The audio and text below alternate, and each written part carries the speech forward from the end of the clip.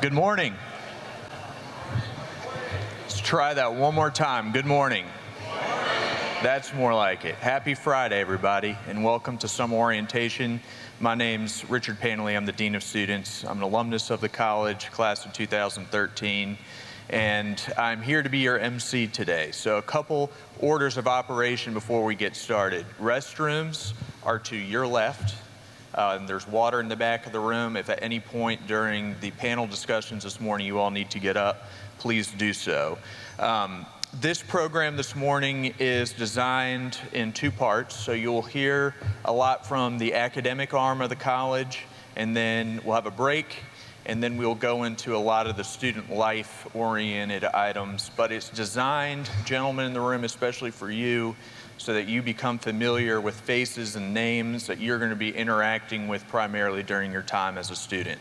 I will say this, the academic arm of the college and the student life arm of the college, they coalesce. Okay, at a lot of schools you'll see a lot of silos around the academic life side of the student experience, and the same thing with student life. But here at Hampden-Sydney, we all work very closely with each other. You will work very closely with us in various capacities, and especially by the time that you're a senior, you'll understand the importance of why we emphasize both the academic side of the college and the student life side. So I'll say this, for you all entering in the class of 2028, you're entering at a time at Hampden-Sydney that is probably one of the most momentous occasions in the college's history, and that's the fact that when you are here, you're going to be enjoying the 250th anniversary of this college.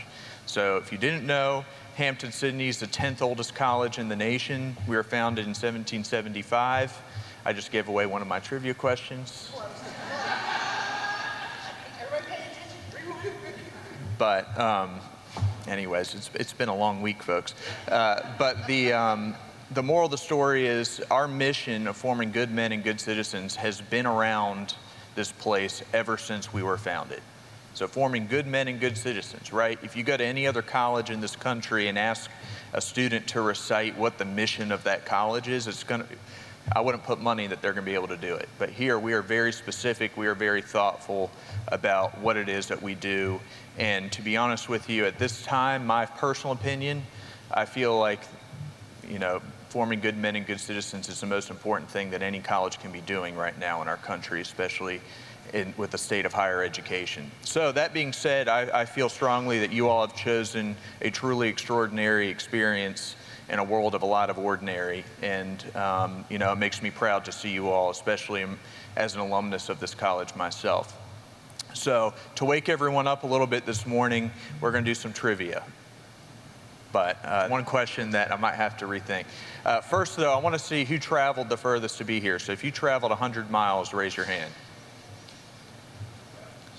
200 miles, 300 miles, 400, 500, 600. I feel like an auctioneer. 700, 8, 9, 10, 1,000? Where are y'all from?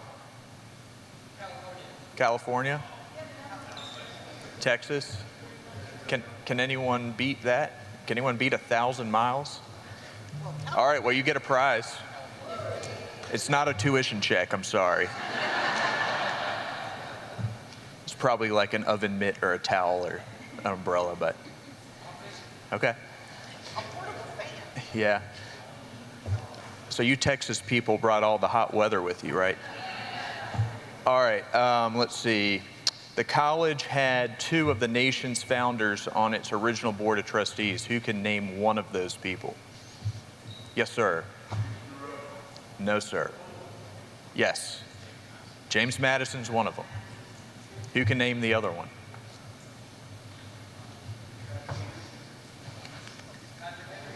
Yes, sir, but you already got one, but it's okay. I'll give you another one. Someone's done their homework. For you freshmen in the room, some of you are going to be living in the oldest dormitory in the country. Who can name what that is? Yes, sir. Cushing. Can you name when it was built? Okay. Who can do that? I don't have enough gifts for that question, I'm sorry. When was it built? 1824. 1824? Yeah. Or 1814. Another question. Oh, okay, founding date of the college. You already know the year. If there are any Marines in the room, you should know this date too. But when was the college founded? Month, day, and year. Yes. November 10th, 1775. There we go. I have one more. Yeah. All right, one more. Kate, hold on to that other one. What is the name? Huh. Okay. Hampden-Sydney is also the alma mater. You already know what I'm going to ask. We have a college president a president of the United States as a graduate of the college. Who is that? There you go. All right, folks. So we are going to get started here. Again, if you have any questions throughout the course of the presentations, if it's something critical, of course, raise your hand, but we're going to try to save the questions for the end just so we can get you through the day. After we finish here, we are going to all go to lunch together, and then students, you will be heading to Board's Library for your academic advising appointments. So with that, I'm going to turn it over to our Dean of the Faculty, Dr. Tim Diette. Oh, that's right. Well, thank you very much. Yeah, good morning. Yeah, it's great to see you all here. Let me add my welcome to being here today. So in case you're wondering what the Dean of the Faculty is, yes, technically I'm in charge of the overall academic program, but maybe the most important part is hopefully in May of 2028, I'll be reading each of your names and hopefully pronouncing them correctly. So introduce yourself now so I can maybe get that right. So I've actually only been here about 6 months, but it didn't take me long from getting on campus to realize that this really is a special place. It's really a unique place, and the mission that Dean Pantele mentioned of forming good men and good citizens. And it really does demand more of the faculty and staff than it would at a typical college, right? We really are interested in the formation of young men, right? The complete person, not just the simple education side of it. But what that also means is it demands more of each of you, right? It's not simply going to college and showing up for class and getting good grades and graduating. That would be a very incomplete experience and frankly unacceptable. So it does demand a lot of you, and it means that you're going to take ownership of your experience as you go through Hampden-Sydney College. We've been here for 250 years, but your path through Hampden-Sydney is going to be unique to any other person who's come through these doors before, right? And so you need to take ownership of that experience. And so what does that mean? Well, I think sort of 3 basic simple things, because you won't remember if I say too much, and I will be very brief. But one thing is just being open and curious. Be intentional about that path that you're going to take. It's not going to be necessarily a straight line. You should be zigging and zagging. It's not come up with a major and I get a career and I'm done, right?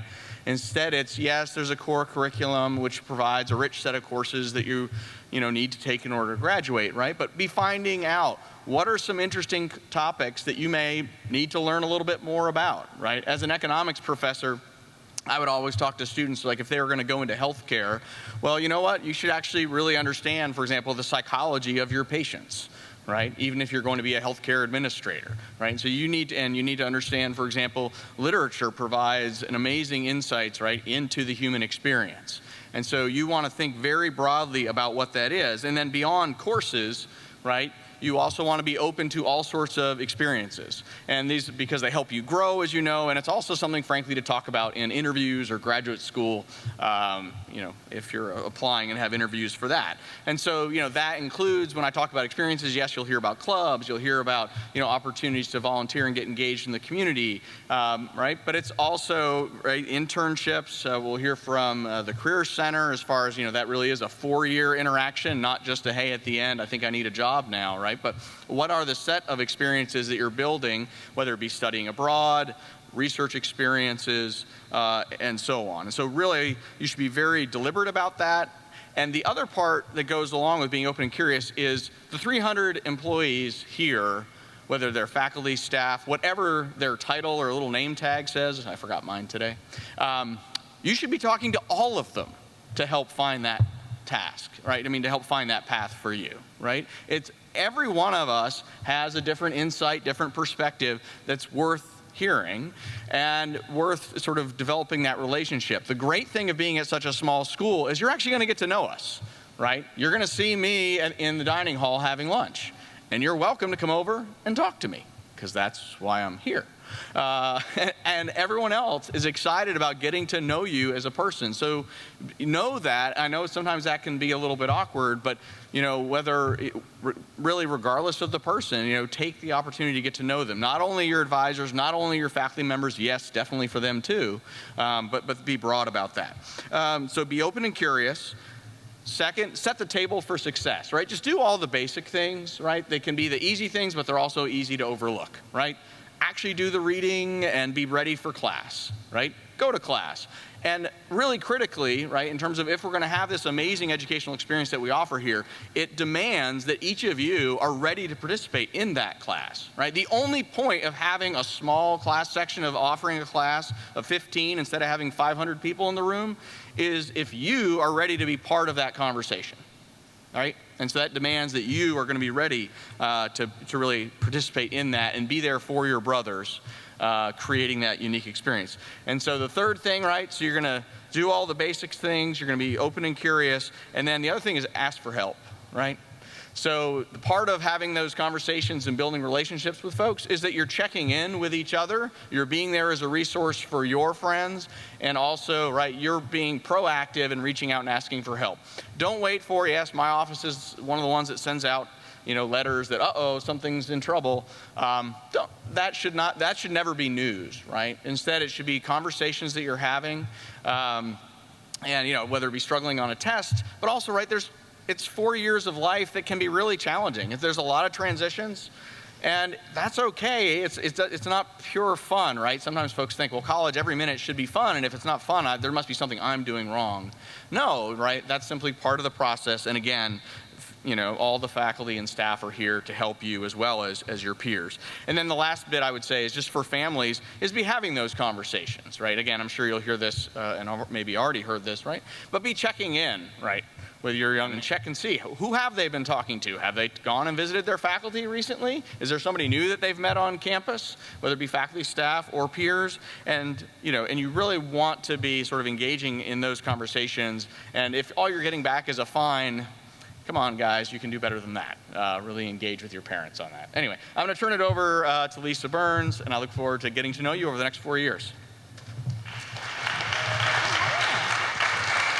Good morning. And as Dean Pantele mentioned, it has been a long week, and I'm a firm believer in fake it till you make it. So I wore this nice brightly colored skirt. Watch me spin around. Isn't this beautiful? Just wake you up too. Thank you so much. You have 30 minutes to stop that. Okay. So my name is Lisa Burns. I'm the Director for Academic Success. I've been here now, starting my 18th year here at the college. I'm a mother of 5. 3 of my sons have gone to school here at Hampden-Sydney, and they're all employed. Yes. And I direct, it is Friday.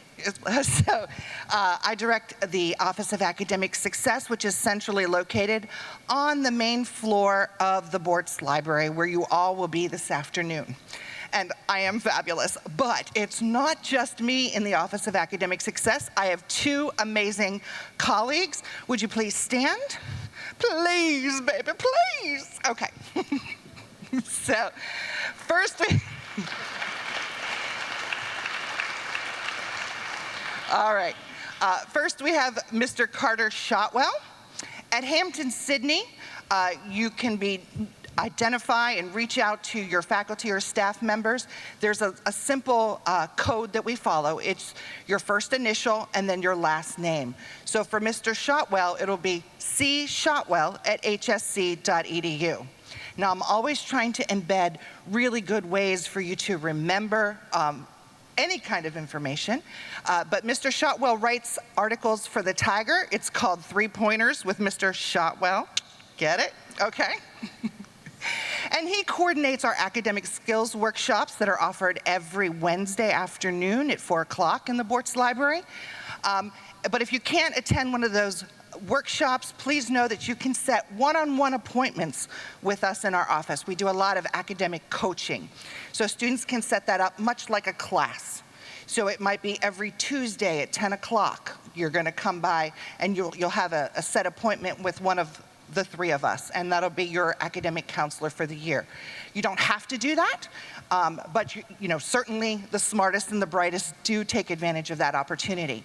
Now, you might just want to set one meeting and just kind of see how that goes.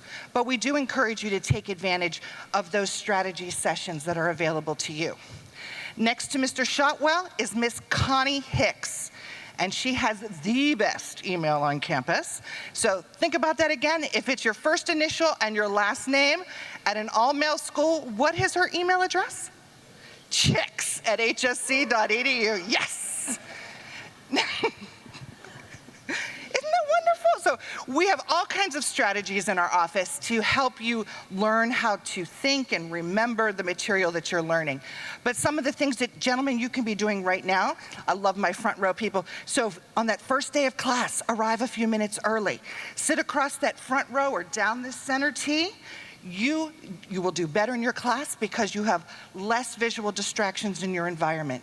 You also get a better teacher because this young man's sitting up here making good eye contact, smiling. I'm feeding off his energy.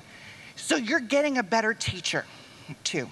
So take advantage of showing up early, selecting your seats, okay? Other things you can do, gentlemen, is you can take time during those first 2 weeks of school, go around and meet each one of your faculty members during their office hours. Introduce yourself.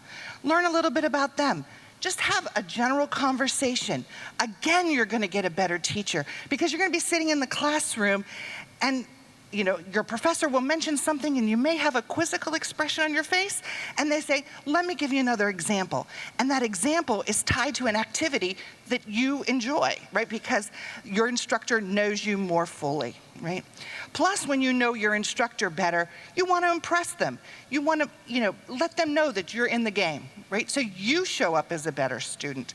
And should things happen down the road, you feel so much more comfortable going to see them and having a deeper conversation, okay? So do take advantage of that. So one thing I forgot to mention when Ms. Hicks was standing, she coordinates tutoring for the campus, okay? Tutoring is free, parents. That is my favorite 4-letter F word. Okay, so this schedule will be posted at the end of the second week of class. It is on a drop-in basis. So you look at the schedule, you'll see when there's supports for statistics, and that'll be Sunday through Thursday night from 8 to 10 p.m. in Poly 105. You know right where to be. You don't have to sign up for it. You can just look at the schedule and show up, okay? So that schedule will be posted all over campus. It will be on the website. It will be sent to your post office box. You will also receive it by email, so there is no excuse for you not to know when and where help is provided for you, okay? So as I mentioned, in our office, we coordinate tutoring, academic skills workshops, we do academic coaching, and advising is another large component that we offer. I hire and train all the faculty advisors and the summer advisors that are here going to be working with you this afternoon. So this afternoon from 2 to 5 is our advising portion where you gentlemen will get a chance to look at your schedules that have been developed based on the information you gave us in your academic interest survey, in your application, and the placement information our department chairs have garnered after looking at your high school transcripts and if you've done any dual enrollment or AP work, okay? So we used all of that information and compiled a schedule for you, and then you have the opportunity this afternoon to make some changes to it if you think there's something else that you'd rather do, or maybe you've changed your mind since you filled out that information for us, okay? Now, I do want to say, parents, those advising sessions are for your sons. And we want him to, again, be taking control of his education. That is the most important thing, that he feels that he has ownership of this experience while he's here. Speaking of ownership, here's the hard part. There's something called FERPA. FERPA stands for Family Educational Rights and Privacy Act. And in the K-12 arena, what that meant was that the academic information belonged to your family or your parents. But when you matriculate at Hampden-Sydney, gentlemen, this academic information belongs to you. And parents, it doesn't belong to you. Now, but I know you're looking at me going, lady, we pay a shit ton of money for our son to go to school here, and we expect information. I hear you. I hear you. Now, gentlemen, parents, I'd like for you to think of it this way. Your parents are making great sacrifices to give you this incredible opportunity here at the school. And this is a gift, that they're gifting you with the funds for this experience. So gentlemen, we expect you to be gifting your parents with information. They are your biggest cheerleaders. They want you to have great success. And so we want you to have wonderful conversations, collaborations, so that you can be your best. Now, parents, please know that while I can't always share specific information with you, I can absolutely talk to you about policies and procedures. And I can take information from you. We certainly can accept information from you if there's things that you'd like us to know, if there's any changes in your family situation, or anything that might be relevant to your son having a quality experience here. So please know that we're happy to dialogue with you, but there will be things that we just cannot share. Okay. With that information, I'm going to turn things over to Dr. Widdows. All right, good morning. Excellent. So welcome. I'm going to add my welcome to all of you. We're very delighted you're here on campus. My job is to tell you students you need to go away, okay? So your first opportunity to study abroad would be right after your freshman year in the summer. If you're interested in doing a semester program, your first opportunity to do that would be second semester sophomore year. We have a fantastic academic program here, lots of wonderful faculty and staff, and one of the opportunities you have while being a student here is to make the world your classroom. Okay? There is nothing like studying abroad to help you get to know the larger world, get a better understanding of your own country, and in particular yourself. We find students who take and participate in high-impact practices like study abroad, they tend to come back and do more intense focuses on their studies here. Usually their GPA increases.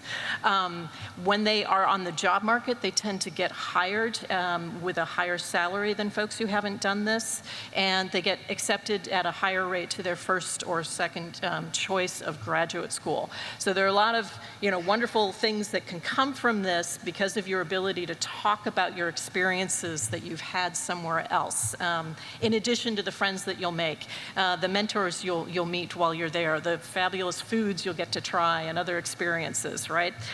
So there's just an amazing amount of opportunity to do, and my job is to meet with you and figure out what is the best program fit for you for your academic goals, your personal goals, and your professional goals. We have a pre-approved list for semester programs of about 90 programs in roughly 30 countries, and every year I work with students who actually just want something that's even not on the list. So we do have a process for that as well. We don't keep a set list for summer. There's a lot of change, and summer is very flexible, so I work with students one-on-one for that.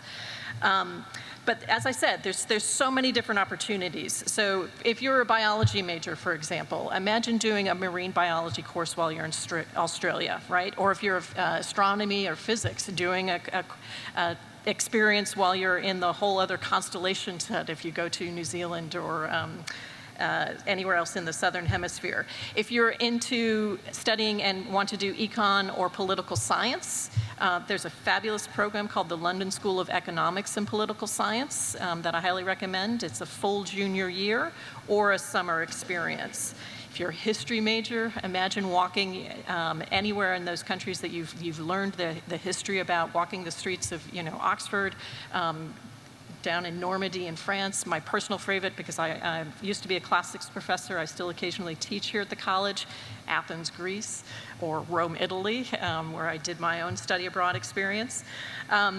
If you don't know where you want to go and you just want to experience as many different places as possible that are sort of far-flung during a semester, there's a fabulous program called the Semester at Sea program, where you're on a cruise ship for the entire time, and you go to 19 different ports of call. It's basically a liberal arts college on a boat, and so lots of students enjoy that possibility as well. In addition, we have summer programs that are taught by our own faculty and staff, and they tend to be, we always have an offer language immersion for German and Spanish. It's a great way to complete your core requirements that way. The econ department regularly offers programs. We actually have 2 programs next summer that have econ components or are econ focused. We, in addition, have a very small suite of opportunities based in the US as well. And sometimes our faculty and staff will lead programs that are here domestic during the summer. So you might hear later today, one of the folks who's going to be talking to you, Scott Schmolesky, our Director of Higher Adventure. He is leading with our leader of the Wilson Center this summer an experiential leadership program in Sawtooth, Idaho, backpacking and hiking and doing all sorts of wonderful stuff. So there's a lot of different opportunities out there. So in addition to the fun and the experiences, the food, of course, you get to take courses. They come back. They help you toward graduation. You can work toward core requirements. Study abroad is a great way to complete your COMPASS, experiential learning off-campus requirement that everybody needs to do before they graduate. You satisfy, of course, the international studies core requirement if you do one of these programs. So there's a lot of different boxes that can check in addition to being a wonderful, fun and experience that's helped you grow. You might be curious just to know that for semester programs, the difference in fees for most students in comparison to being here on campus is just about $800 more. That's it. Right? And we do have a lot of global ed funding you can apply for to go to mitigate that difference, as well as for things like airfare, passport, visa fees, that kind of thing. And you can apply for global ed funding not just for semester programs, but also for summer programs. Last year, we gave out $158,000 to help students study abroad, okay? This summer, we've got 69 students traveling, for example. So definitely pay attention to those application deadlines. A lot of that funding is need-based, but some of it is very program-specific based as well. And so I've seen allocations we've done as low as 500. Typical tends to be around 3,000, and then sometimes it goes up as high as 8 or 9. So definitely worth considering as part of the package of thinking about where you want to go, what do you want to study, what do you want to do while you're there.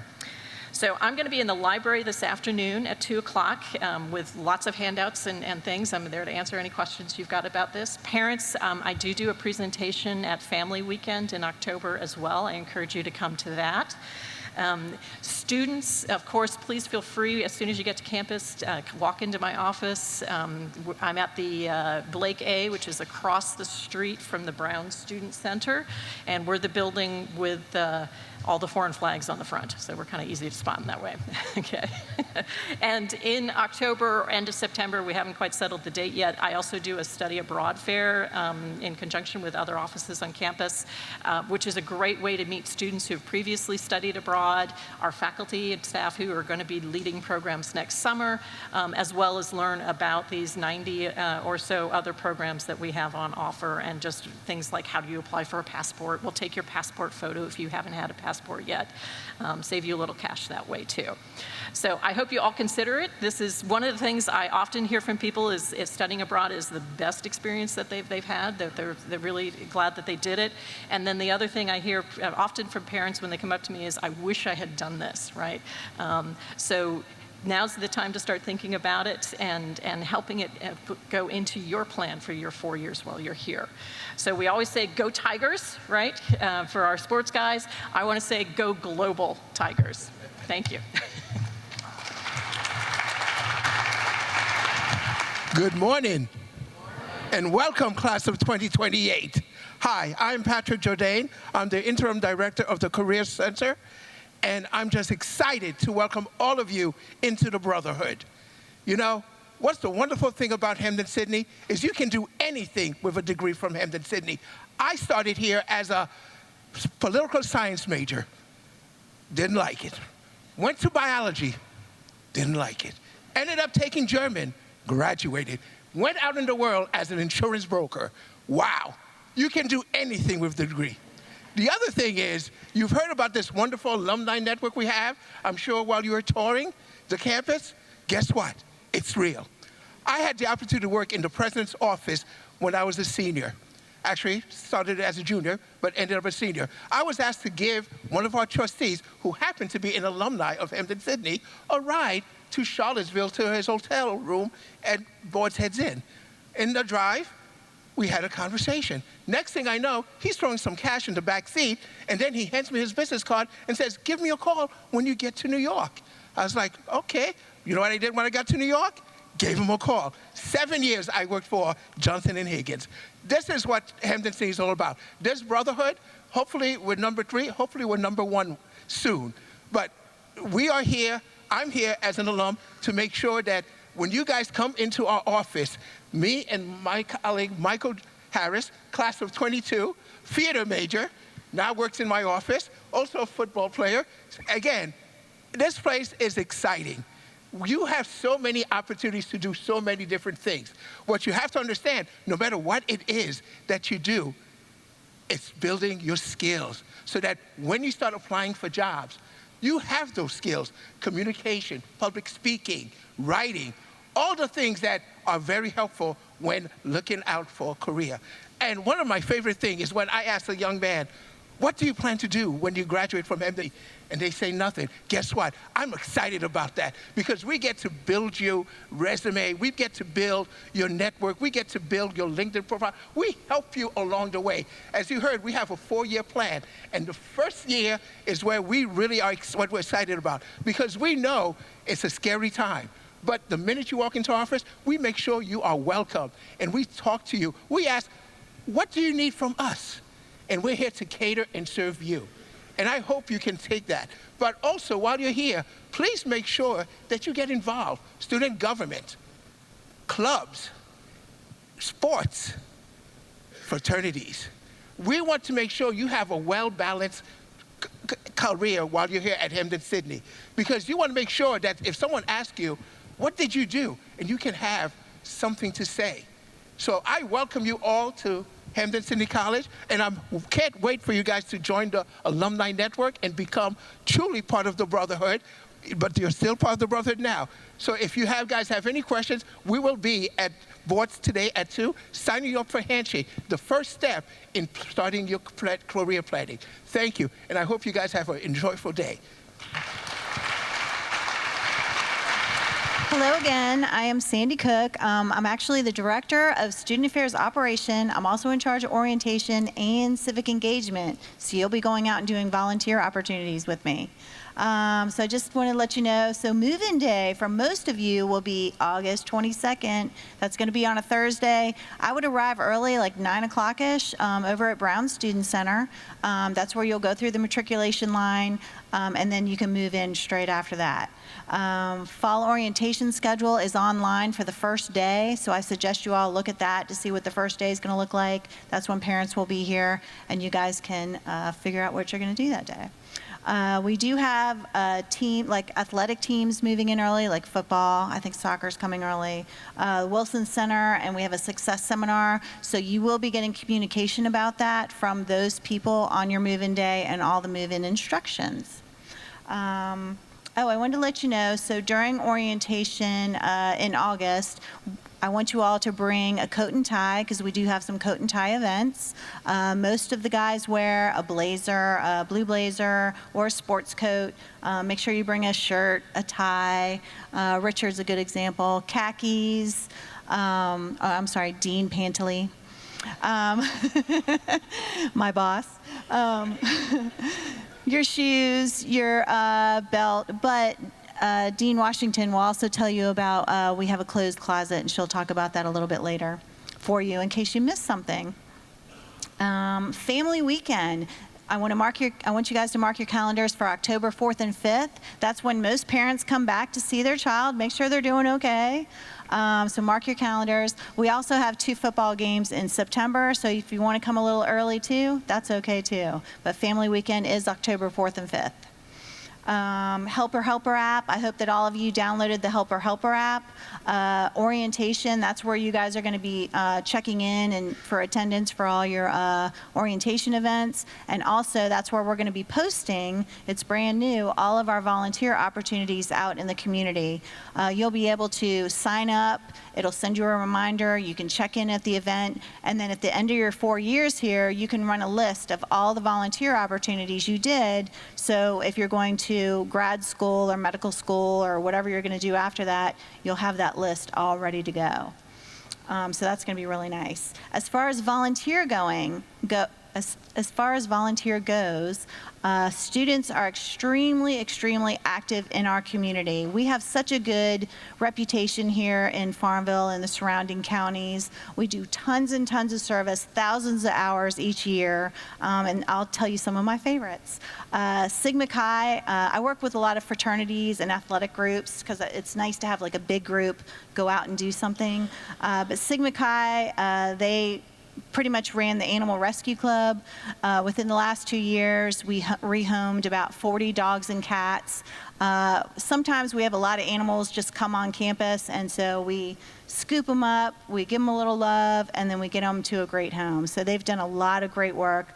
They also worked with me at the Farmville Wine Festival. We volunteer all day long. The wine festival raised about $20,000, and everything was donated to Meals on Wheels. So that was tremendous. The Mentor Club. I love having freshmen join the Mentor Club. We have an elementary school about 5 minutes away from campus, and the Mentor Club, you get a little brother, and if you're paired up with them as a freshman, you can usually stay with them those 4 years. You go out for 1 hour a week. That's it. 1 hour. Go out there. You can hang out at recess, lunch, whatever. You can do homework with them, or you're basically just their friend. You're not the person that's a disciplinarian by any means. You're just their buddy, and you help them get through life. So that's wonderful. We'll have a clubs and organizations fair the first week of school, so we'll have a table there, and you can sign up if you're interested. We have a Hampden-Sydney volunteer fire department and rescue squad. So that's really great. I've actually had one guy for the last 2 sessions come up to me, and they're joining. So if anybody's interested, let me know. I'll give you the website. You can email them and let them know you're interested. Madeline's House. This is a super important thing that we're starting back up in our community. For 2 years, we haven't had a domestic violence shelter. So once the students found out about that, they started doing things to help. We had the Minority Student Union. I know you helped with that. They collected baby items, and we donated it to the shelter. We had the Mentor Club. They actually had some funds, and we made backpacks full of school supplies, blankets, stuffed animal for all the kids that come to the shelter. The President's Men, they decided one day at the football game they were going to pass around a bucket and raise $500 in like 15 minutes. So, anytime you guys have a great idea, please come to me. We'll go for it and just make it happen. It's super fun. And I'll quickly go through the others. Sigma Nu and all the sports team, they came to our Prince Edward Food Market. We do it once a month in the school, like middle school, high school area. We pass out food to the community. That's amazing. SAE, they do like an oyster roast, and they donate it to breast cancer awareness. The KAs, which are Kappa Alphas, they were really great. They called the Kappa Alphas at Randolph-Macon College, and they challenged them to raise $10,000. The KAs here raised $10,000, and they ended up buying a track chair for a wounded warrior. It's just like it's like this thing with really cool wheels, and they can go out into the woods and do their hunting, fishing, all that stuff. So that was really fun. Theta Chi, they'll have blood drives right here in this room twice a year. And Pika, they do the Special Olympics. And I'll tell you something about the Special Olympics, and if you join PICA. We went to the event. We had about 35 athletes. About 100 sorority girls showed up at the event, and so we had a great day. The athletes had tons of people cheering them on, and they all became great friends. So yeah, I hope that you will definitely join in with me and help us build a stronger community. I look forward to working with you. Good morning, Tigers. We're going to try that again. I only had 1 cup of coffee this morning, and I need your energy. So good morning, Tigers. Good morning. Oh, are you from Alabama? No. We have matching accents. That's why I asked. I'm from Alabama. Anybody from Alabama? Oh, what part? Coleman. I'm from Mobile. Not too far. Well, welcome home. My name is Desiree Washington. Halfway through your year, so around Christmas, my name will change to Desiree Nicholson. I eloped a week ago. Thank you. Thank you. There is another Desiree. There's a reason why I tell you this. We work in the same suite, okay? Her name is Desiree Lee. She is not here, but she works on Richard's team. She is Richard's brain.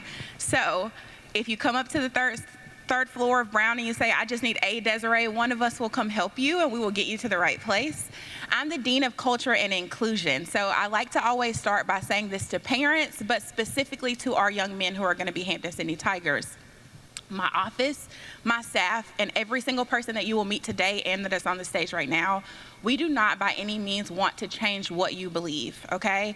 Everybody has personal beliefs based on where they come from, who you are, who you were raised by, what your faith is, and we think that that is all very important here, okay? There is not one way to be a Hampden-Sydney man, so we want to honor exactly who you are. We do, however, have a phrase here that says you come in as boys, but you leave as men. A part of that maturation process is learning how to properly tell people what you believe in and be able to hear what they believe in, okay? You don't have to agree. We're not going to force you to agree. We're not going to force you to do things that you don't want to do, but we do want to equip you with the right tools to be able to go into a very diverse workforce, okay? And be able to talk to anybody, but more importantly, be able to lead anybody because we raise leaders here, okay? Now, speaking of that, that is a big part of our brotherhood, and we want you guys to be brothers, regardless of your background, regardless of what you believe in. So for the next 3 minutes, I'm going to ask you to stand up. Stand up. All of my young men, stand up, all of my students. And you're going to walk around and introduce yourself to somebody that you did not come with. Go.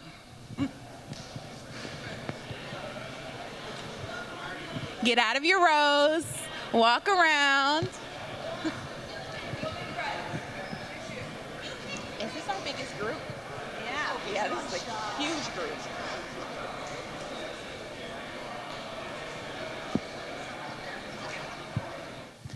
So you just met what you probably don't know. You probably just met your future kid's godfather or your future kid's uncle, or maybe your roommate that you don't know yet, and then you like him now, and then he's gonna snore all night, and you probably won't like him later. And that's okay. That's a part of college. There's beauty and struggle in everything.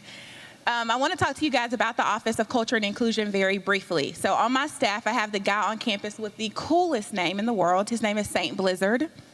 He is he's a very cool name. He is our Director of Athletics, DEI, and Compliance. Once again, his job is not to tell you who to be or what to believe or what to say. His job is to advocate for your needs. So if you do have an identifier that you feel like your coach needs to take special care of or be able to talk to you in a different way, Saint is your go-to guy, okay? He's going to be that buffer between you and your coaches. And if for any reason, God forbid, any of you have to enter the transfer portal, he is also the guy for that, okay? You won't have to, but just so you know. Oh, there's thing one, Desiree Lee, guys. And then we have Dr. Melissa Wood. If you guys had an IEP, listen up very carefully. If you had an IEP in high school, okay, we don't go look at your records and say, this sweet baby had an IEP in high school, we're gonna go ahead and do his accommodations. You must, emphasis on must, self-identify, okay? You have to email Dr. Melissa Wood. There's papers on the table over there that kind of walk you through this process. Her email is mwood@hsc.edu. If you have not gotten in contact with her yet and you had an IEP in high school, please, please, please, please, please, please, please email her today or tomorrow so she can go ahead and start your process so your accommodations are in place by the first day of school, okay? She will walk you through that process. She's fantastic. Dr. Wood is also in charge of our Title IX process, and you'll receive training on that when you come back for orientation in the fall. And she is also our harassment and discrimination person. So for any reason, if you experience any forms of harassment and discrimination in the classroom, around campus, at a party, please contact us. I say this all the time with great hesitancy. Most students on campus have my cell phone number and Dean Pantele's cell phone number. We are accessible 24/7. So if you have an emergency, if something happens, you need to text somebody, you need to get in contact, please feel free to text us or get in contact with your RA, okay? Career closet. So we do have a career closet here on campus called the Elizabeth Keckley Career Closet. The career closet is set up in the library. There is a room. All professional clothing is out for loan, okay? So let's say when you land that great internship that Mr. Jourdain told you about, and you're having the summer of your life, it's the best opportunity, you're on Wall Street, and you're like, I only have 2 suits, and I don't have anything to wear. Don't worry about it. We have very, very, very nice items on checkout in the library, in the career closet. You can check them out as easily as you check out a book. If for any reason you do not want to be seen in the career closet, there's no stigmas on campus. But if you don't want to be seen getting clothes out of the career closet, let someone in my office know. We'll do a secret shopper. You can come pick it up. If you want to come pick it up after hours, I'm happy to set that up for you, okay? Brother for Brother. We have a program out of our office called Brother for Brother. It is a mentorship and personal development program for Black, Brown, Indigenous, Latinx, first generation, and low socioeconomic students. That was a lot. So for our students who would be considered at risk, that just sounds like very foul language, and I don't like to use it. For our students who need a little love, we have a program to help them be able to find success here, but also develop them into a fully professional, ready to go to work, ready and determined, confident person, okay? We partner all across campus with faculty members, advisors, the Academic Success Center, the Career Center. We're hoping to do a program with Study Abroad in the year of 2026 where we're going to take rising juniors to South Africa to study. We partner with Sandy to do community service out in the community. But the thing that makes me most proud is when I got a hold of this group, our GPAs were not in the best space. I just started a year ago, by the way. So our GPAs were not in the best space. At the end of the year, we had a 17.9% GPA increase, and we retained all of our students. So the program really does work, and they have their own brotherhood. So if you're looking for a brotherhood, if you're unsure of your place, please, please, please come hang out in my office. They will all tell you. I have about 8 to 12 guys hanging out in my office all the time. There's 2 couches outside of my office. They have turned that into their hangout spot and the in-between classes spot. So if you're lost, you don't know where to adjust, you haven't found your fit yet, please come hang out. They are so welcoming, and they will help you get to the right group. And so will I, okay? Please, please, please don't hesitate to come to what we call OCI, okay, the Office of Culture and Inclusion. Last thing, everybody pull out your cell phones, please. Go to Instagram.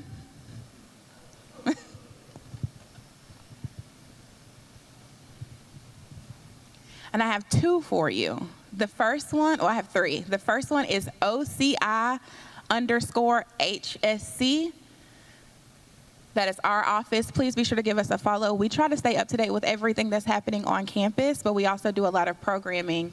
So please, please, please follow. That way you can go ahead and get connected. My second plug is the Student Life Instagram, hsc.studentlife.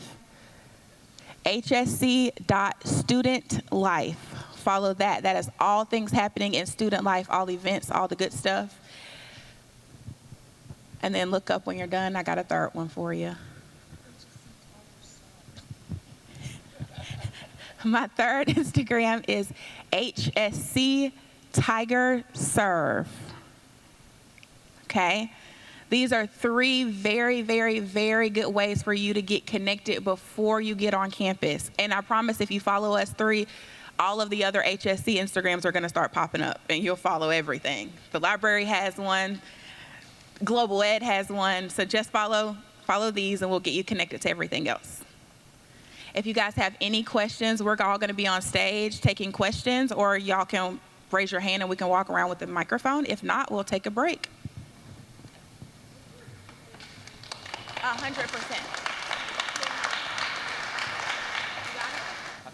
All right, so my unfortunate duty is to keep everyone on schedule today, which I'm really bad at, so I apologize, but I was just told by my colleagues I killed the vibe in the room, but y'all have plenty of time to continue to talk as the day progresses. We're going to transition real quick and talk about student life at the college. So up on stage are representatives from most of the major divisions of the college that fall underneath the student life umbrella, myself included. So you all have it. My contact information's on there on the screen. We're located, for the most part, between the Student Health Center and the Brown Student Center. So that's where the two kind of big hubs of student life are on campus. Gentlemen, so you heard me talk this morning about what the points of what I call radical differentiation are for the college, what sets us apart from other schools. Our goal during your 4 years in student life is to help you become the best version of yourself possible during those 4 years. And we do that in a couple ways. The uniting kind of communal factors here are honor code and code of student conduct, which Dean Bowyer in a minute will kind of elaborate on. Those are the things that the brotherhood, our alumni network, or what I call the generational glue between you all as students and the alumni pool, okay? And what I mean by that is, let's say we'll take a tailgate at a football game, for example. One of the most frequent stories that I hear from students, and something that I experience almost every single weekend on this campus, is I could go out and talk to an alumnus from the class of 1960 whatever, and I immediately feel like I've known that person my entire life, because we have a set of common things that we experience here as a student that transcend, you know, the history of the college.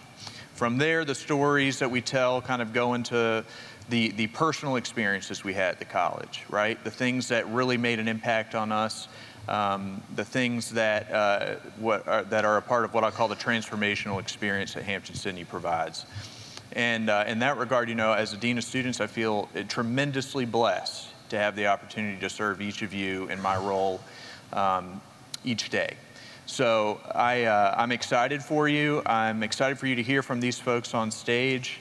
And like I said, while I had a wonderful time as a student, and it was a transformational experience for me, you all are getting ready to enter into the college at probably, you know, the most important time in our history, right? We are doing a lot right now to double down not only on our mission, but to set the college up for the next 250 years.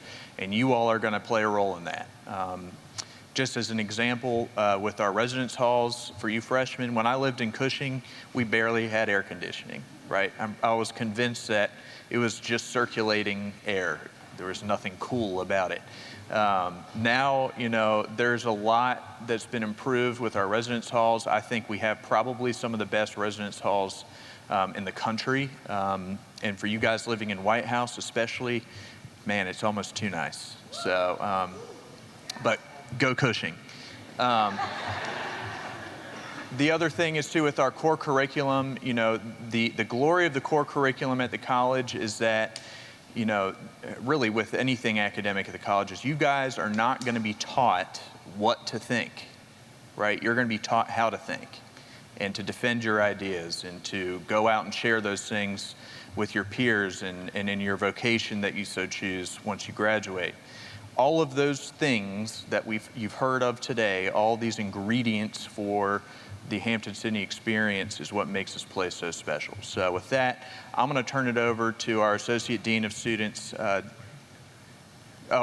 sorry. Thank you, Dwayne. I need to do one brief introduction. So Desiree Lee, if you'll please stand up. I don't know, there you are. So this is the other Desiree you heard about. So Desiree works in the Office of Student Affairs as our executive assistant. She does a lot behind the scenes helping support you guys and our other students.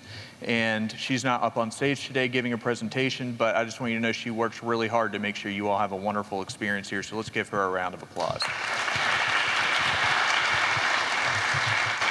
So welcome, brothers from the class of 2028.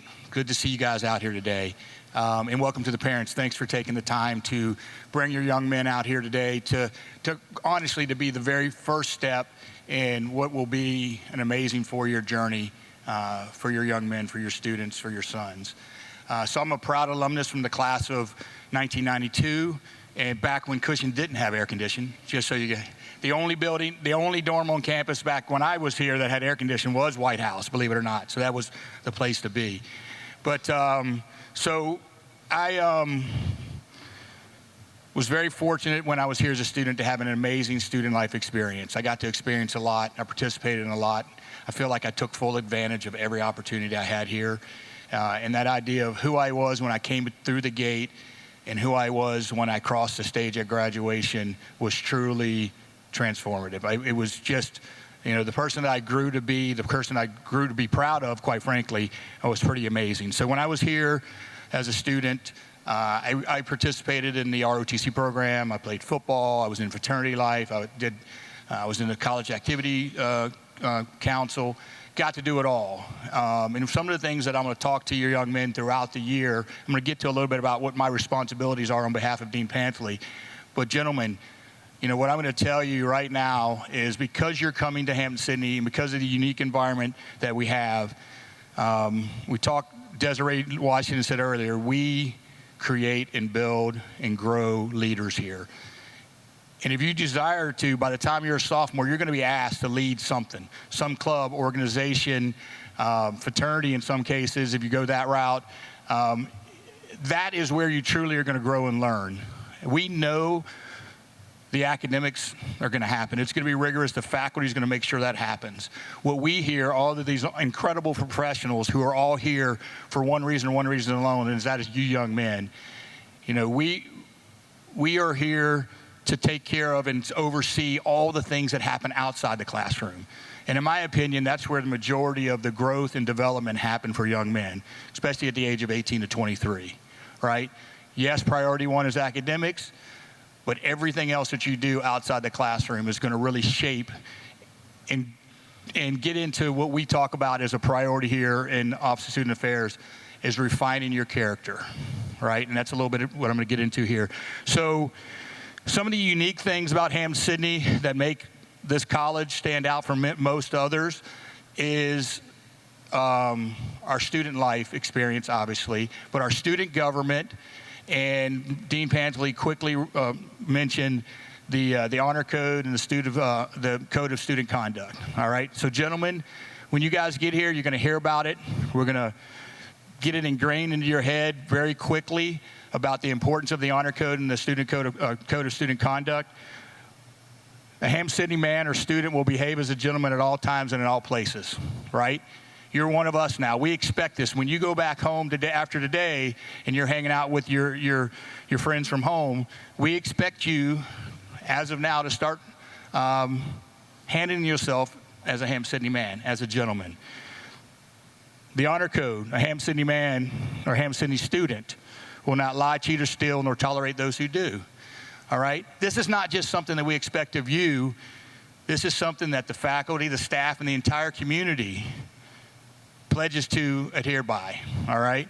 And it's something that really builds and grows and it builds on and helps the brotherhood. I tell you, I was so absolutely taken by you when Desiree Washington had you gentlemen stand up and start introducing yourself.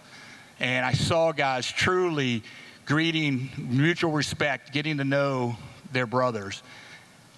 That's only the beginning, guys. It's going to grow more and more throughout your time here. And I just have to quickly state that, you know, every day, every week, every month, I grow more and more in love with the brotherhood. And unfortunately, yesterday afternoon, I attended a funeral for one of our brothers from the class of 93, a personal friend of mine who passed away. And I'm not underestimating, probably 80 Hampden-Sydney graduates there. Guys I hadn't seen in years, guys I hadn't seen in 25 years, coming together in support of a family that was in need. So again, just another thing that I was able to experience, to continue to fall in love with the brotherhood, and which, quite frankly, is what brought me back. So I participated in ROTC when I was here, spent 30 years in the Army, and as I was transitioning for retirement, obviously I didn't know anything more or anything better than the Army for 30 years, and I was trying to figure out what my next purpose was. And it kept coming to me as I wanted to continue to work with young adults, in this case young men, who are aspiring future leaders. And I couldn't think of a better place to do that than here at Hampden-Sydney College. The place that gave me so much when I was here, and having the opportunity, I'm blessed to be able to come back and work for Dean Pantele, work with these true professionals, and give back to the college and help the young men have the same wonderful college life experience that many of us have had during our time. So my duties: student conduct. Student government is we're the number one student government in the country. And the reason being because our student leaders here on campus take their positions very seriously. And our students are involved in that process. They are the ones that over 60%, every election we had last year, we had over 60% of the student body participate in, right? So they're exercising their voice to select who they want to be the leaders on campus, because we truly allow our students to lead. And one of those things that falls under our uniqueness of Hampden-Sydney College is our student justice system. So I am here solely to oversee the student justice system to make sure it's done in a fair, timely, and equitable manner.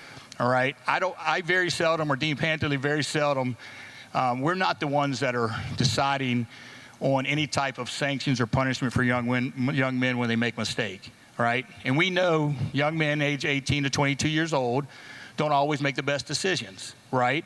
Sometimes they're going to make decisions or act in a way that maybe wasn't the best. But what we do is we focus on kind of a rehabilitative process here. Educate, help rehabilitate, help them kind of think back through and maybe look at some of the decisions that they made or the decision-making process that they used to get to whatever incident, whatever decision that they made. So parents, I have 2 college graduates, and one of the things that I will tell you is I always was concerned about getting that phone call or getting that letter in the mail that one of my college-age students made a poor decision, right? I will tell you it's going to happen with some of them. Well, we will do everything we can here, again, to make sure that it's a transformational process for them, helping them grow and learn from whatever mistake that they may have made. And we do everything we can here. The students, I should say, the students who oversee the student justice system do everything they can to make sure those young men learn and grow from that experience, and they become a better Hampden-Sydney man because of it. All right? Next thing, so I'm responsible for overseeing a lot of the character refinement. And a lot of times that happens after young men make bad decisions. Not always, right? We also work with our student leaders, and the toughest thing that young men do during their college years is peer-to-peer leadership. And many of us have been there, right? No one tells you how to lead your peers. Sometimes it's discovery learning. So I'm here, I'd like to take a little bit of a role in trying to help young men. How do you approach, how do you lead people in different ways? How do you personally lead, knowing yourself and having self-confidence, self-assurance, self-understanding. So for me, whenever I talk about character refinement, I think there's a leadership development aspect of that and everything that we do here at Hampden-Sydney as well. And then the last thing, I'm also the director of Greek life, all right? I was a Greek man when I was here. I do believe that there's a lot of value in being a member of Greek life because I see it as several chapters, smaller brotherhoods within the larger brotherhood here on campus. And in many ways, because we do focus on academics, community service, community outreach, those types of things, it's another layer of accountability, right? It's another group of young men saying, hey, you're representing us, so make sure you put your best foot forward, you have academic success, you're out there showing that we as a group of whatever chapters on campus are out there doing good and wonderful things, all right? So I always tell everyone that joining Greek life is certainly a family decision. There's a financial obligation that comes along with it. There's some time commitment. There's some certain things that go along with it. But one of the things that I will kind of talking to you young men out there and your parents is we do it a little bit different here at Hampden-Sydney. A lot of your larger colleges and universities, within the first couple of weeks in school, they have a rush process. And you're making the decision the third week of school of what friend group or what chapter or what fraternity you want to potentially be part of. Not here at Hampden-Sydney. We do not allow freshmen to join a fraternity until second semester. So the entire first semester is a rush period. And so what we believe, why there's some value in that is, over a semester, most of the time our young men know what's the right place for them, what's the right friend group. And the retention's obviously much better, and we think there's a stronger bond there when someone joins a chapter after already knowing them for over a semester. And then the other piece, we do not allow freshmen to join a fraternity here unless they've shown that they have a certain level of academic success. So you must score a 2.5 GPA first semester to be eligible to join a fraternity.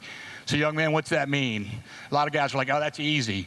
So every spring, I end up having to tell a handful of young men they can't join a fraternity, even though they passed every class, even though their parents said that they're giving you the okay to go ahead and join a fraternity, because they got a C minus.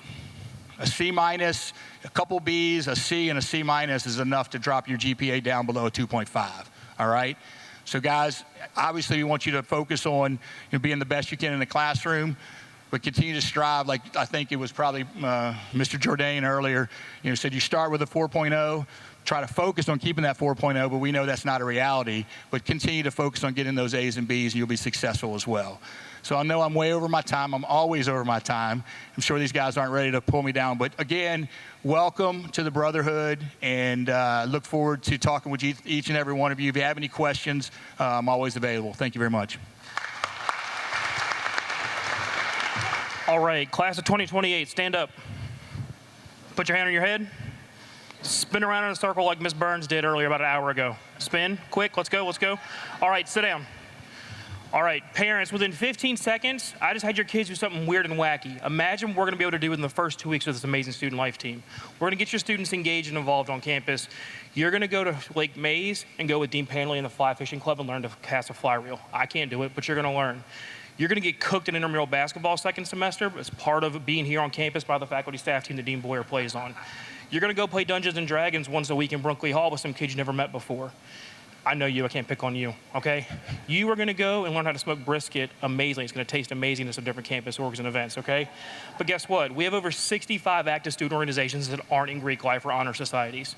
There's something here for you. We're gonna get your son involved. But that's in 2 weeks. There's 15 weeks in the semester. Imagine what the other 13 are gonna be like, okay? The other piece of this is for the moms now, okay? Housing.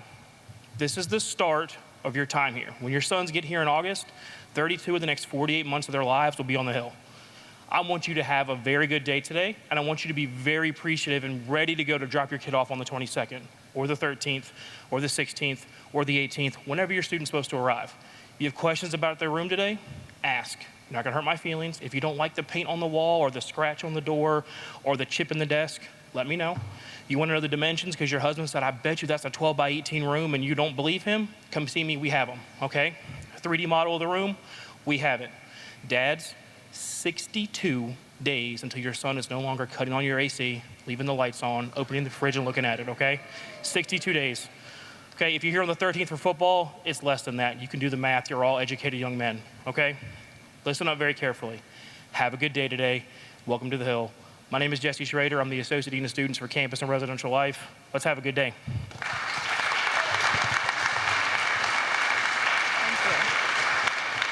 Thank you, Jesse. That was awesome. And Dwayne, I love it when you go over. I do. I think he is such an inspiration to me because his love. Like, I'm so sorry for your loss, too, of your friend. So I'm Renae. I am the Associate Dean. I'm going to read my title. The Associate Dean of Students for Student Development and Well-Being.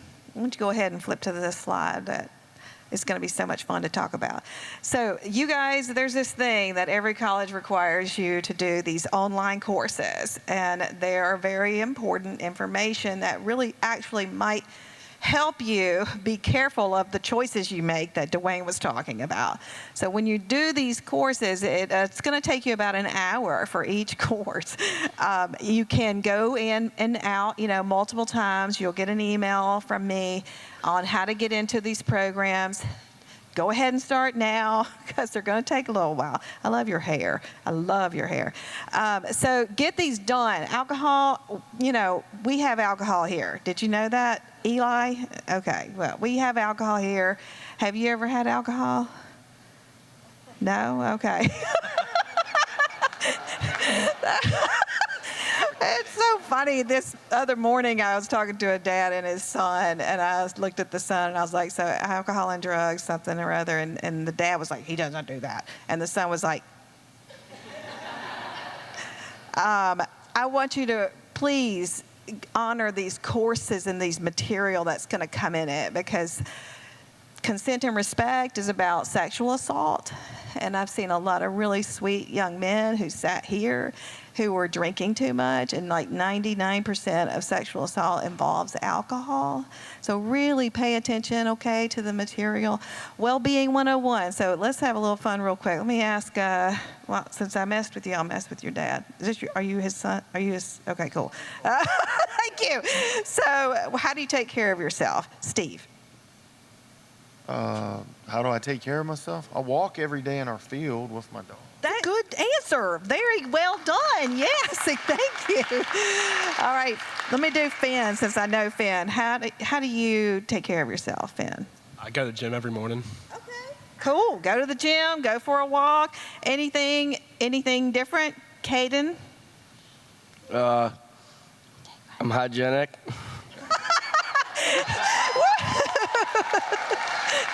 Caden, that is very helpful, because we notice when y'all don't shower.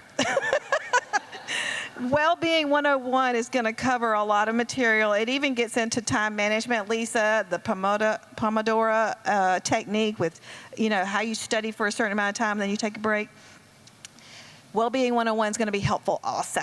So if you get this done and you get your student health form turned in, if you get the courses done that Dean Pantele wants you to do, and you get your health form turned in, you're going to get a free T-shirt. And I definitely do cool T-shirts. So I hope you do it. I love you so much. Balance, balance, balance. Because your well-being is the foundation of the character. How are you going to make good decisions if you can't take care of yourself? You can't take care of yourself, you can't take care of others. So remember, we're here to support, but that is the number one thing. And us parents, we are going through it too, aren't we, Steve? That is a never-ending life thing. Love y'all so much. Holler if you need us. And welcome to the Hill.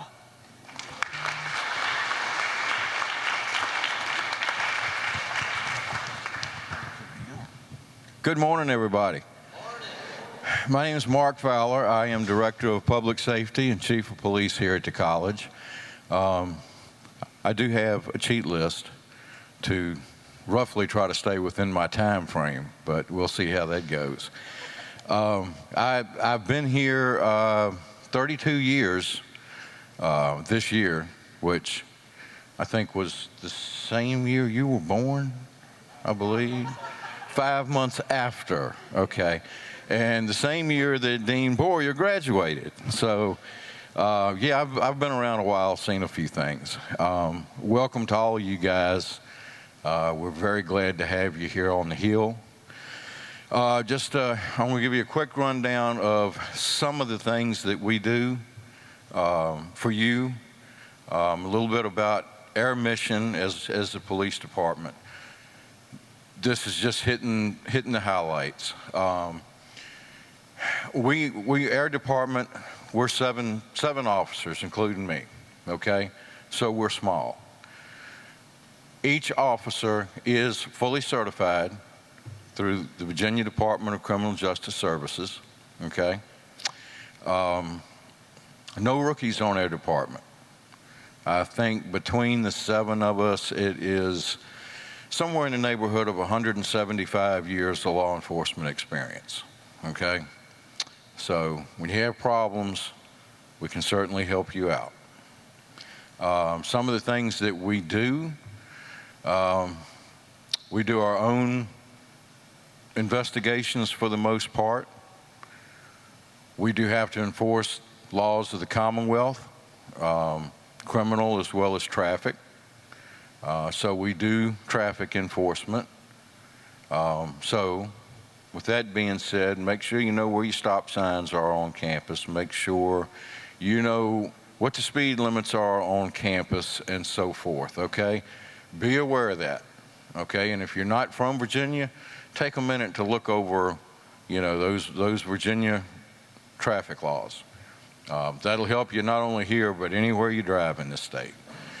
Some of the other things we do building security daily. We're here 24 hours a day, 365 days a year. So there's always at least one officer on duty, and our main job is your safety and security, okay? Making sure that you're safe and that you're having the best experience here in a safe environment that you can. So part of that is securing buildings, making sure that you're secure, that kind of thing. Other things that we do, we'll unlock your vehicle when you accidentally lock that key in it, which does happen, okay? That's one of the things we'll do for you. We will unlock your room if you accidentally leave your key in the room. If your RA is not available, check for your RA first. If they're not available, we'll help you out. Jumpstart your vehicle. Everybody's battery goes dead from time to time. We'll do things like that for you. Okay? Vehicle registrations, registering your vehicle. Okay? That's done through us. And you will meet one of my guys later on today who will be glad to do that for you today, take care of it before you get back here in the fall. Bicycle registrations are not mandatory. It's encouraged that if you bring a bicycle, come by the office, register that bike, okay? You get a decal on it. From time to time, one of your buddies may decide he needs a ride to the dining hall, and your bicycle may be right there available, okay? But then he may leave and walk to class, so then your bike is gone, that kind of thing. It helps us find it, okay? It helps us to help you. So take that, it only takes 5 minutes or less to register the bike, so do that, please. Emergency management coordinator, Clery coordinator, both reports to me in our office. So we take care of all of that. We also operate the emergency notification system. So one of the things that I always do, I will, in full disclosure, let you know that your cell phone number and your email address is automatically registered into that emergency notification system when you register for classes here, okay? You will get a notification if I have to send out something, whether it's, God forbid, active threat, whether it's tornado, other severe weather, fires, whatever that may affect you. We're going to send out that message. That's your first line of defense. You have the right to opt out of that service. I highly recommend you don't, okay? I'm not going to bug you with all kind of stuff. If you get an ENS message from me or from the system, pay attention to it, okay? It may affect you. It's your first line of defense. It is the first indication that you need to take action, okay? So keep that service, please. In closing, our mission, okay, I want to talk about that real quick. Police department. What is the job of a police department? What's a police officer's job? Anybody? Protect and serve. All of that, right? And that's overall, protect and serve. It's a cliche, right? I mean, that's nationwide, worldwide. Here we take that very serious, okay? Enforcing the law. We have to do that from time to time. We strive not to have to do it to a point that you end up being arrested and end up with a criminal record.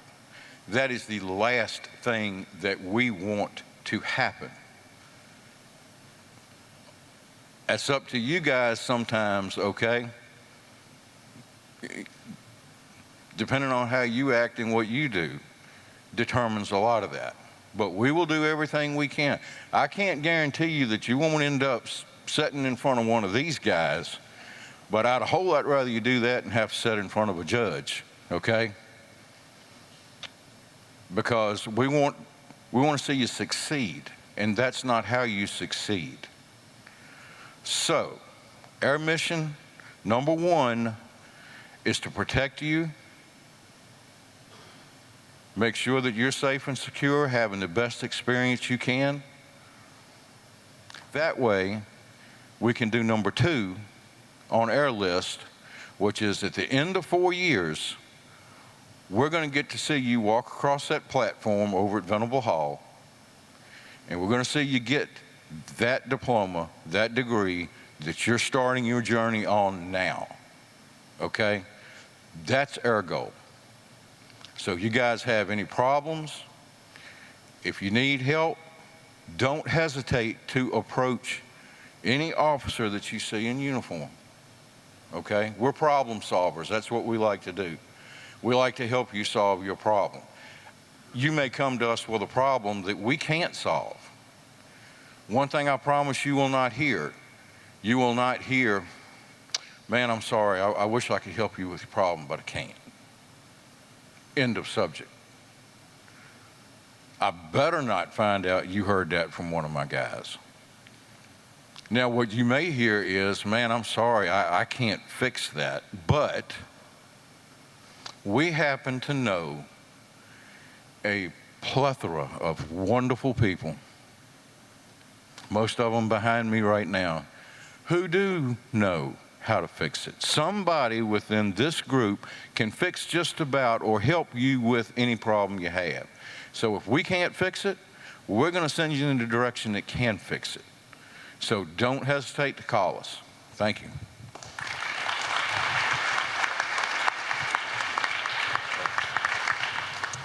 All right, good morning, everyone. I am Dr. Merckerson. I'm the Counseling Center Director. I want to start off by talking about the staff that we have there at the Counseling Center. We have Ms. Adrian Traylor, who is usually the first person that you see when you walk in, first voice you hear when you call. She's excellent. She's able to form great relationships with your sons, in addition to you, if you have any questions for us. She's been through this process. She had a son to graduate from here. We also have Jonathan Schuler. He's a licensed professional counselor, great at building a relationship with you guys too. So he's he's our other full-time therapist there. We will also have a graduate level counseling intern from Longwood this fall and spring working with you guys too. So she'll be great, somebody that you guys can talk to. You can also talk to me. I counsel there as well.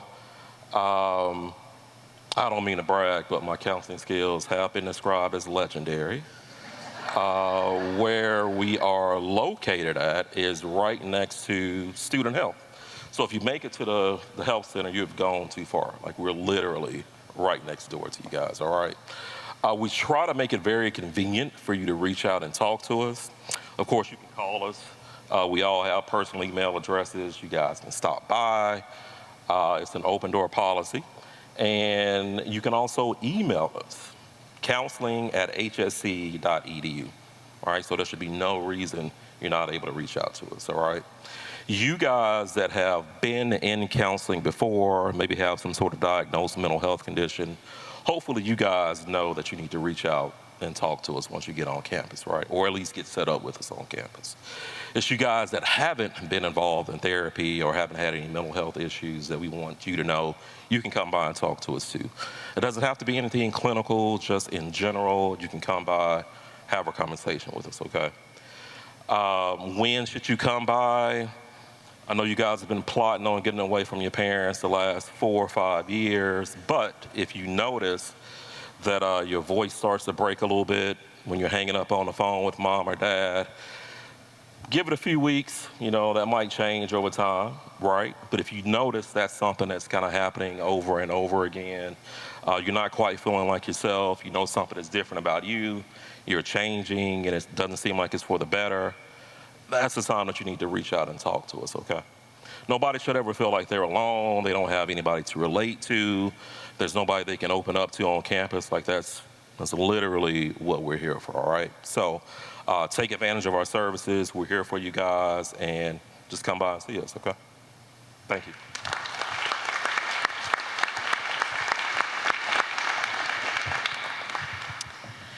Good morning. Good morning. I love it. Thank you. Wow, that woke me up. Thank you. So my name is Kim Ball. I am the Director of Student Health Services. And like Dr. Merckerson said, we are located side by side. We are on the edge of campus, the opposite end of campus from the football field, okay? We are open Monday through Friday. Most days, every day except Thursday, we're there from 7:30 to 4. On Thursdays, we are there 9:30 to 6. We're staffed all day by nurses. We have a physician that comes. He comes every day, but he's not there all day long. So we see you guys based on appointments, okay?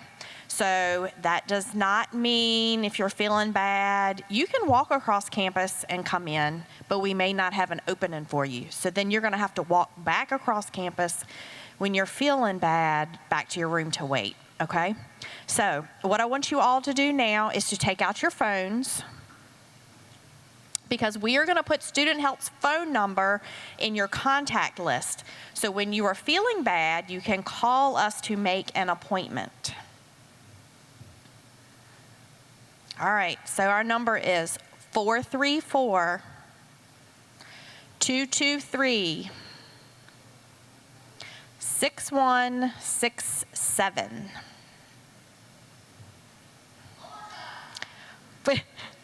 434-223-6167.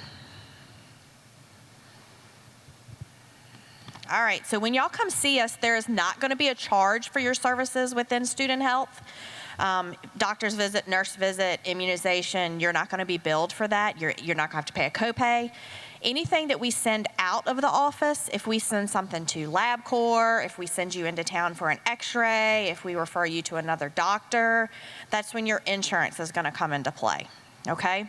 So that is one of your required forms that you're going to have to submit through our Student Health portal. So we need your insurance information.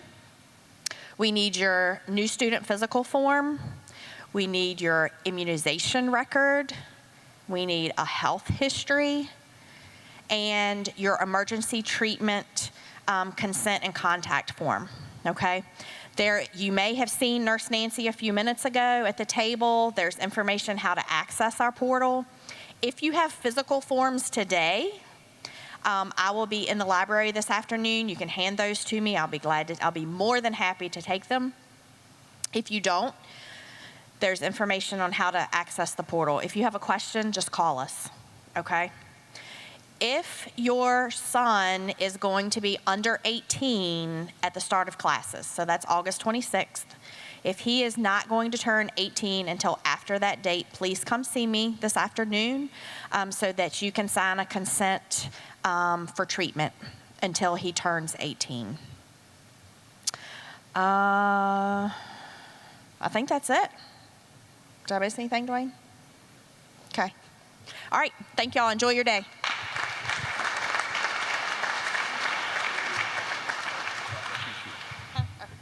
Good morning. My name is Scott Schmolesky. I'm the director of High Adventure, which is the outdoor education component here at the college.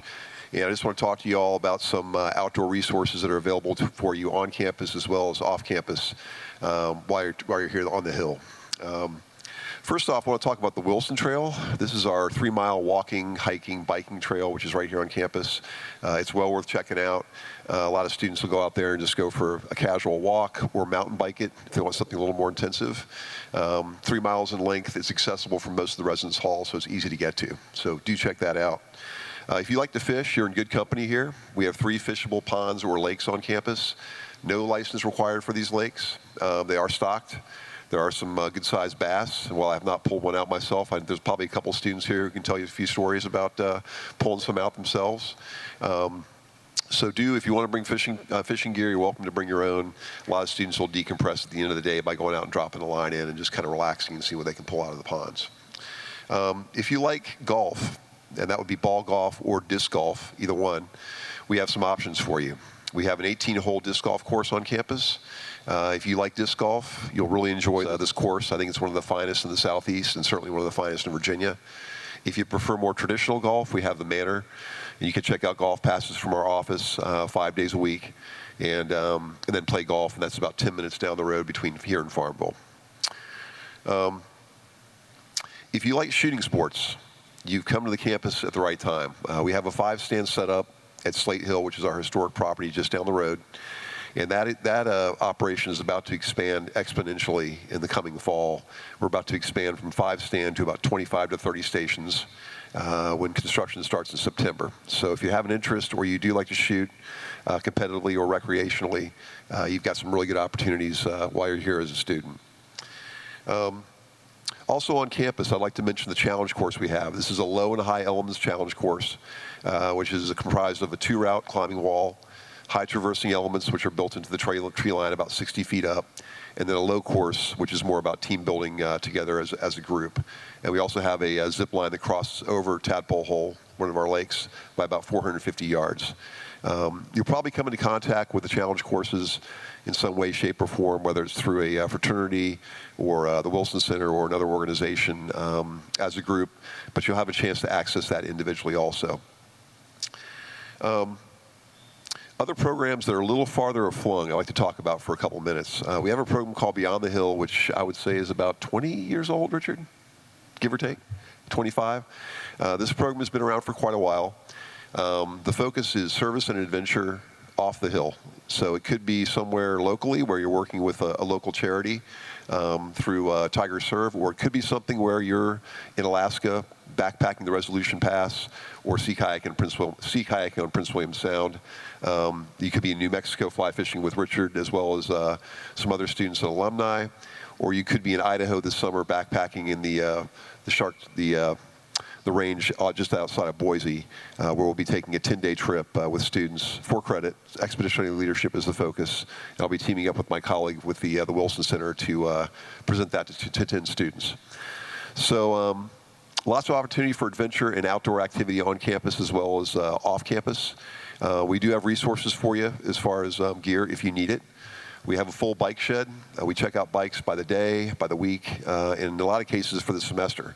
So if you need transportation around campus from class to class, building to building, I would say cycling is probably your best bet to get around here. And if you don't have a bike or you can't bring your bike, we can supply you with one. If you need other gear, camping gear, we have tents, backpacks, sleeping pads, kayaks, canoes. So you can check those out for the week or for a day if you want access to those. So that's definitely something to check out if you have an interest in that, and then you don't have to bring all your own gear, even if you have it for storage purposes. So I think that about covers it. I'll be in the library from 1:30 till about 2:30 this afternoon. So if you have any questions or want to stop by and say hello, please do. Thank you.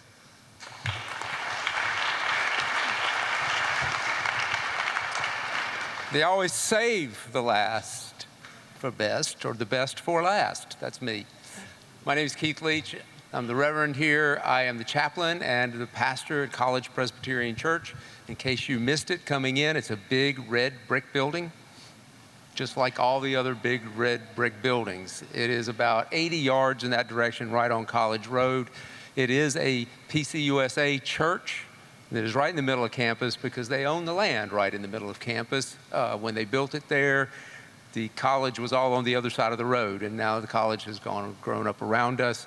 We have worship on Sunday mornings at 11 o'clock. Guys, you can come dressed as you are as long as you've washed your clothes.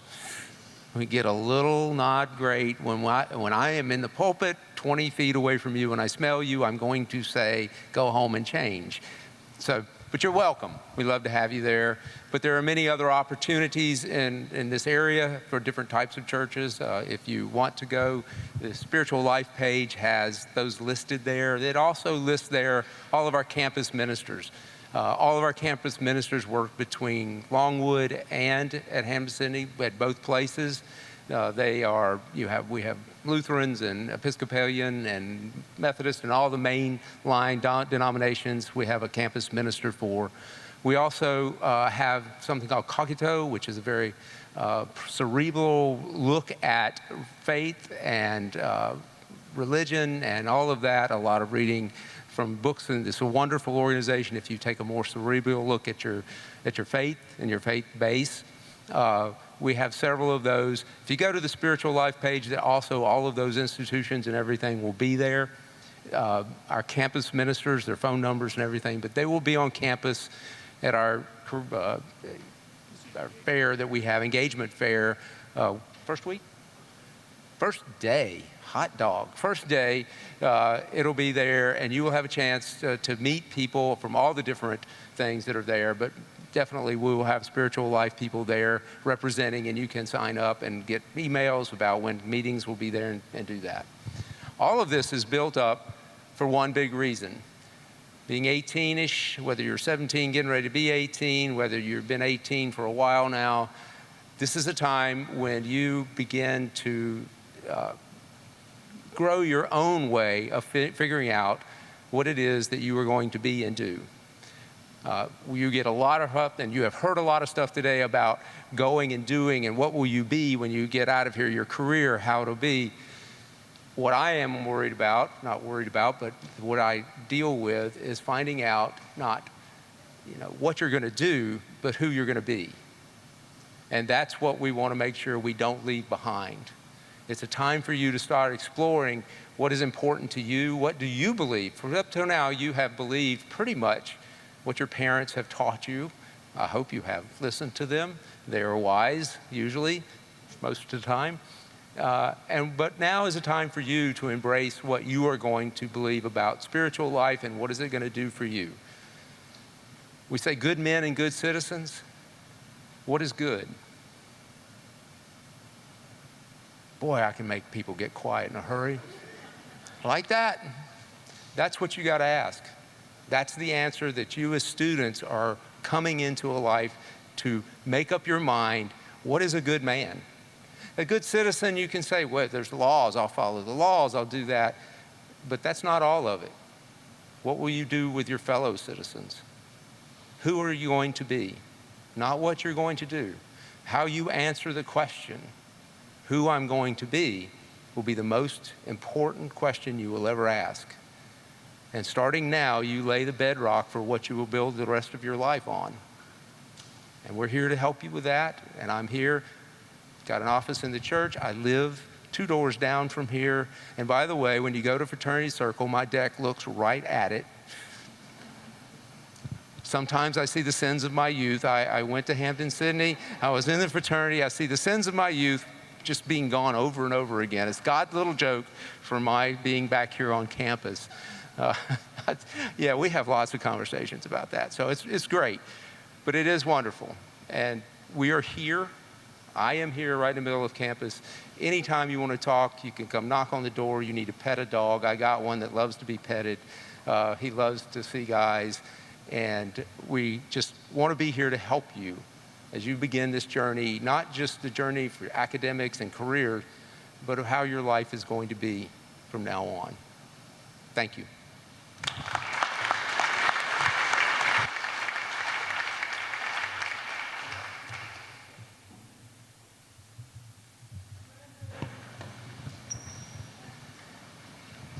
So, Reverend Leach, here's some good men and good citizens.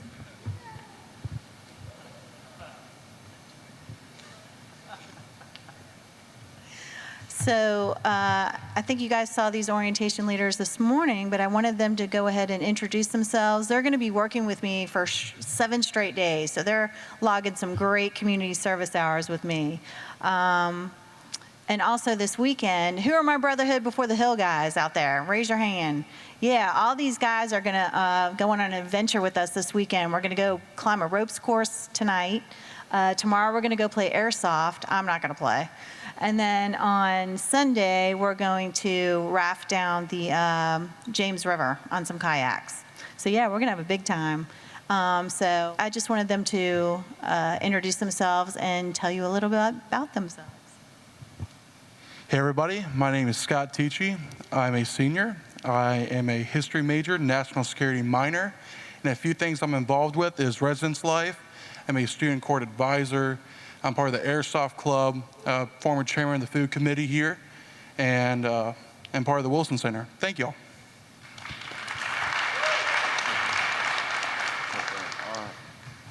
I'm Andrew Arthur Humphrey. I'm a rising junior. My majors are psychology and biology and a minor in rhetoric. Few things I'm part of on campus. I'm part of MSU, Minority Student Union, Brother for Brother, and Wilson Leadership. And I'm also part of the football team. Go Tigers. Hey everybody, my name is Jefferson Duffy. I am a foreign affairs major with a rhetoric minor. Some things I do around campus: I'm part of the pre-law society here. I'm part of Phi Alpha Delta, which is our pre-law fraternity. I'm also an upcoming RA for the Hampton House units. Other things I'm involved in: I'm part of our NCAA cross country and distance track team. Great team. I recommend getting involved. So, yeah.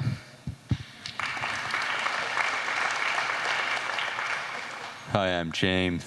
I'm on the food committee and I'm an econ major. Hi, I'm Brandon Finch. I'm a rising junior. I am involved in Greek life. I'm a bio major, pre-health society, honors college. I am serving as the secretary-treasurer of the Student Finance Board, involved in the Wilson Center, and I'm excited to see you guys here this weekend. Hey everybody, my name's Andrew Lee. I'm a sophomore this year, and I plan to major in psychology and a minor with national security. And I'm part of the college food committee, and I'm an upcoming White House RA.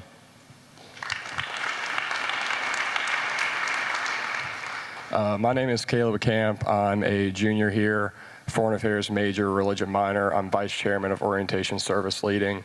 I'm a part of the Mentor Club, the College Food Committee. I'm a Wilson Fellow, and I work in the Office of Student Affairs with Sandy and the Post Office. Hey everyone, I'm Cade Minton. I'm a rising senior. I'm the chairman of the orientation team. Double majoring in math and physics with a minor in religion. I enjoy doing a lot of things on campus. I run for the cross-country team as well as the track team. I write for the newspaper. I'm in a band. I play bass. Yeah, that's about it. Oh, I'm doing summer research too, so that's pretty cool.